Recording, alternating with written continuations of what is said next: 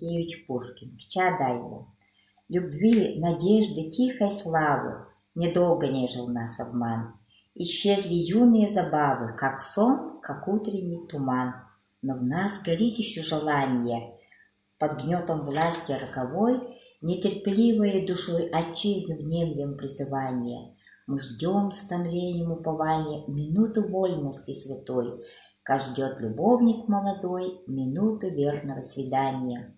Пока свободою горим, пока сердца для чести живы, мой друг, отчизне посвятим души прекрасные порывы. Товарищ, верь, взойдет она, звезда пленительного счастья.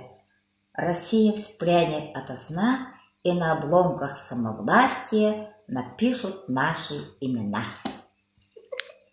Челлендж передаю Анне Владимировне.